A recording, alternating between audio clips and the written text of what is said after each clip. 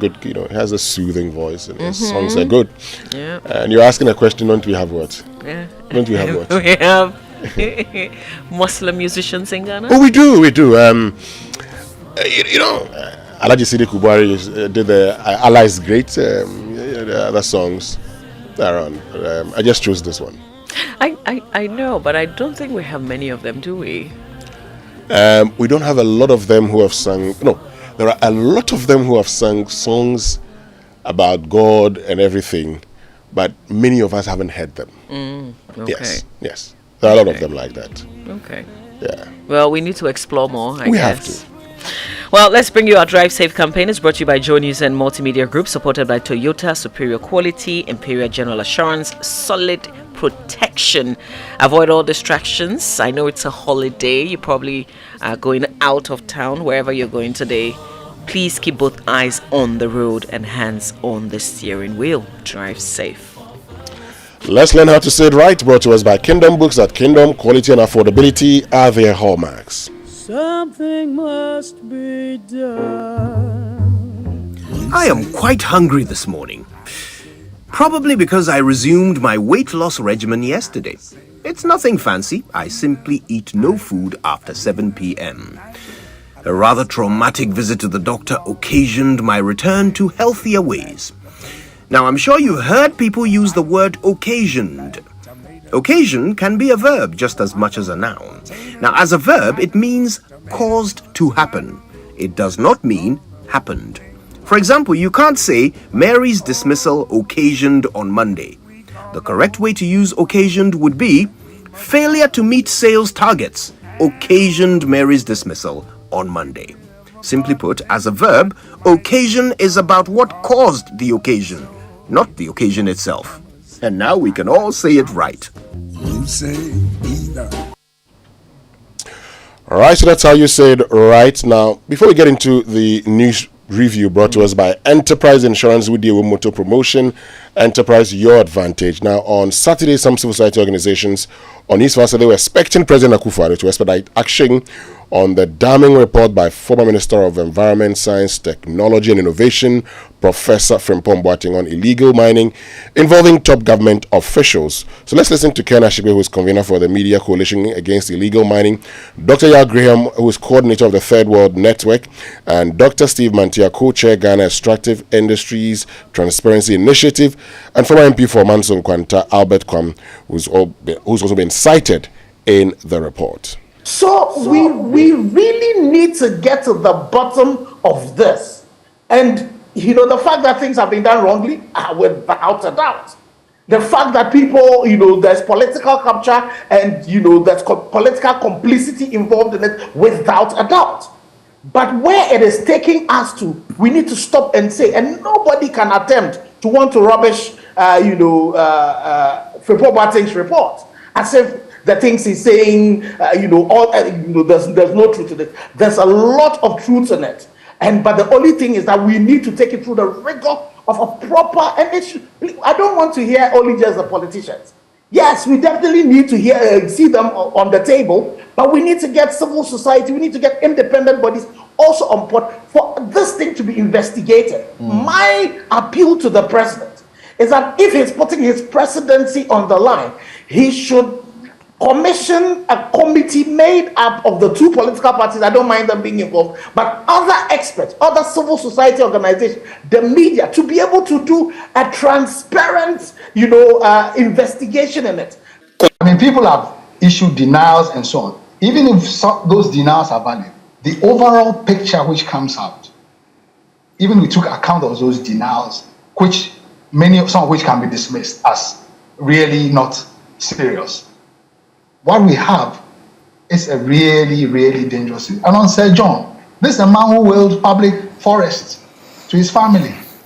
So, terms of the forest as a kind of private, assets to be used and given to friends and cronies to mine. Although there's no direct thing, we can again deduce that it will be par for the course in terms of how he saw his role, in office. I know that he's not here to defend himself, but the logic of his practice, we can discuss it. To the extent that at the level of the presidency, there is a certain complicity, then it becomes very difficult to fight it. So I've always actually described the fight against Galamsey as a charade.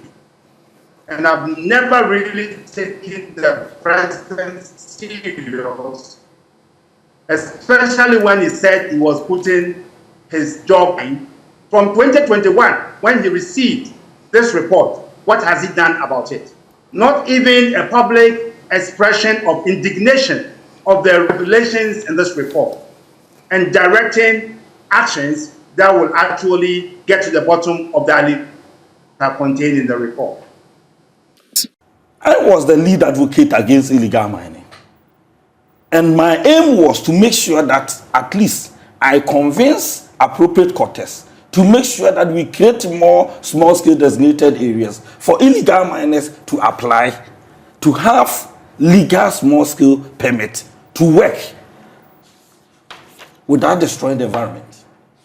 This is what I did. So right now, he's saying that I have a lot of concessions. And sometimes I sell some at the cost of 200,000. He who alleges must prove. He must come with documents bearing my name that I, Kwam Joseph Albert, has ABC large-scale concessions in my district. So we reach Morning Show. Right, so that's what transpired on News File on Saturday, Mamavi. Again, this whole issue about illegal mining and pretense in fighting it. Yeah, you know, I'm wondering where we're going with all the back and forth. If you look at, you remember Professor Frimpong Boateng granted the GBC an interview in March, and on the back of that, we were told that the president had directed the CID to investigate. The presidency has issued a statement on the back of this recent one with this leaked 37-page document that was, presented to cabinet. We were told at the time the presidency is now clearing things maybe and saying that it was presented to the chief of staff. It's just a little contradiction in that, where when he spoke to the GBC in March, we were told the police would investigate the things that he had alleged in that interview. But if you look at this present statement, it says, well, he didn't make an official presentation to cabinet. This was just some sort of document that he presented to the chief of staff. Besides, the things contained in there are simply hearsay.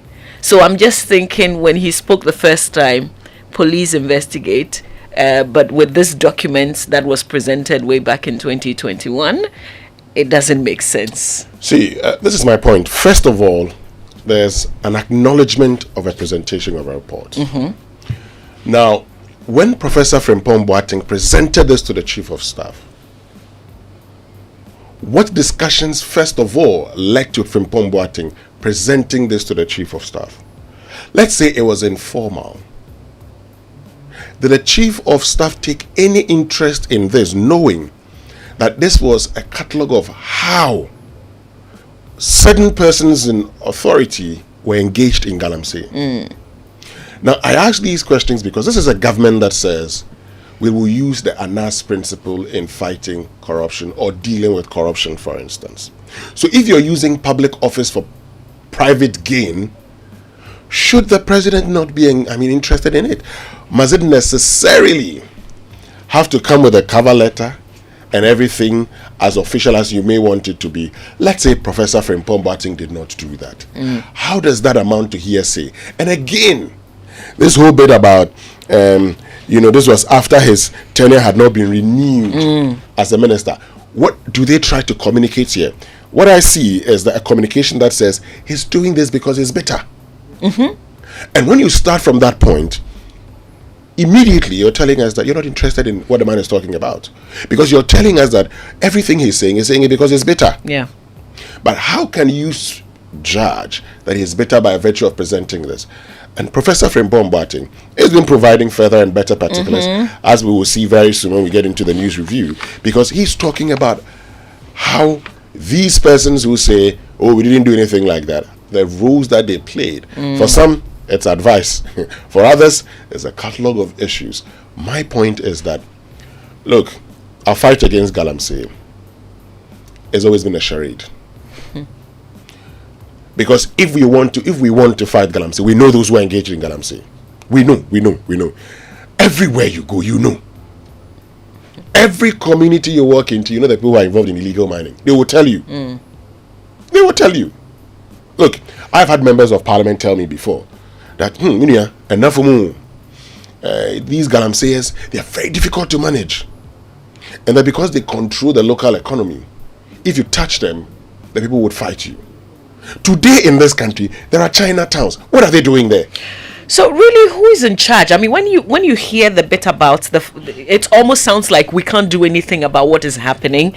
So who is in charge? I mean, the question of who is in charge, isn't anybody in charge? Can't anybody do anything about it? But then again, when you hear the accounts of Professor Frimpong Boateng, then you know that the chain is very long. There are a lot of people involved in this. So we simply can't fight it. We must well just give up and say that destroy the whole country then.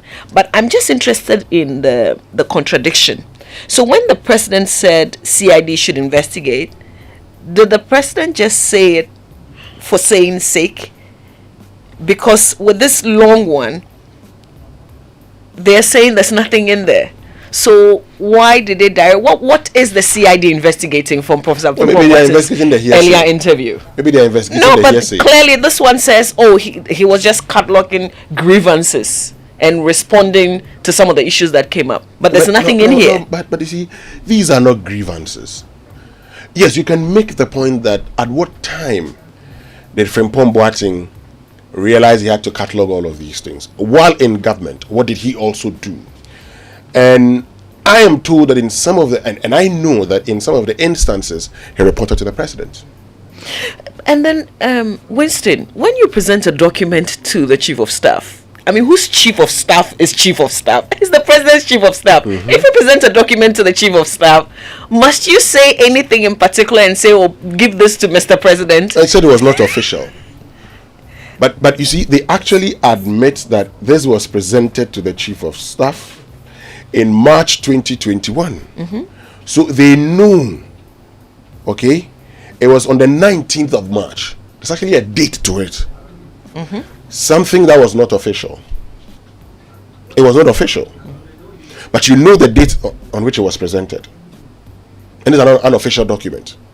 You took notice of the date. And why would he give such a document to the chief of staff? But didn't take notice of the content. For me, that's worrying. Winston, we don't have to give up. But hearing all these, I mean, some of the names that Professor Frimpong Boateng mentions, they come back to say things against him. We see that he's reacted to the latest, which is Gabi Otridako's reaction in Kujopon Nkrumah. I wonder where this will all end. And where are we still fighting? I mean, is there a fight against Galamsey? We still have people, foreigners in our country, who are destroying our water bodies. They are destroying our environment, and we're only interested in responding and saying that you have grievances. That's why you're doing this. There's something real happening, and we've captured some of the things happening on the ground. How do we continue? Where are we really? Where are we?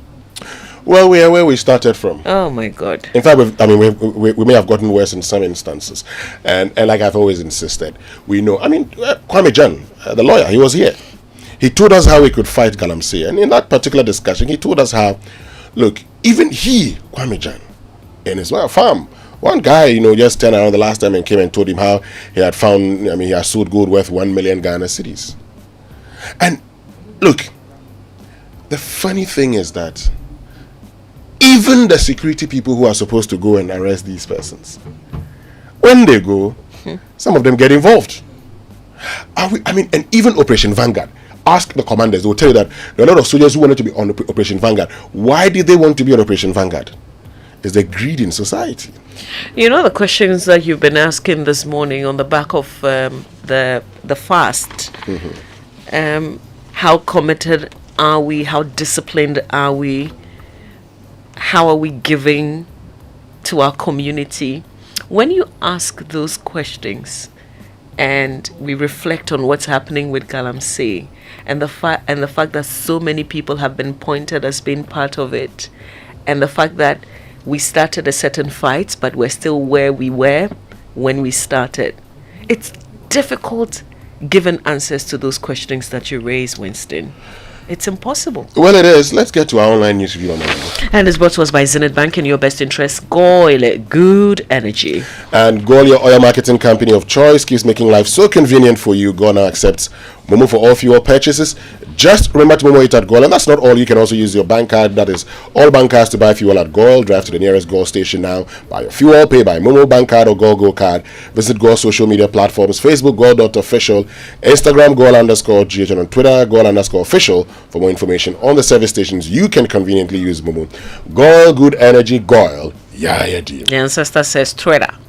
Now, looking for a bank that understands you and puts your financial needs first? Don't look too far. Zenith Bank is your bank of choice, and we have products tailor-made for you. Whether you're young, old, an entrepreneur, student, a salaried worker, corporate entity, an SME, a pensioner, a parent, a Ghanaian resident abroad, or a foreigner resident in Ghana, at Zenith Bank, everyone can bank with us. Join the Zenith family today for an unrivaled banking experience. Please talk to us on 0302 680 884 or 0307 086 370. Send an email to info@zenithbank.com.gh. Zenith Bank, in your best interest.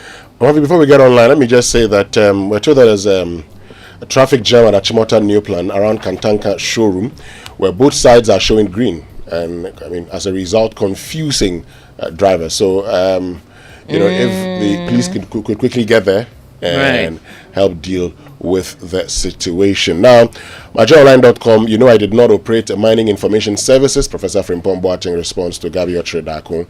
And allegations contained in Professor Boateng's report, at best, hearsay. That's according to the government. And may Allah accept our collective prayers and make our nation great and strong. That's President Akufo-Addo. As he marked Salah, as we all marked, Eid al-Fitr. Let's get to citynewsroom.com and see what's trending. Akufo-Addo promises to fix town roads in Seshi Rioso. And in Ashanti region, a bit of good news. Police officer arrested over murder of his girlfriend. So that police officer has been arrested. Is it true that that man is married with 3 children? I've heard a lot of things. Let's wait for the police Oh my goodness. investigations and all of that. And let's go for the BBC News now. And it's brought to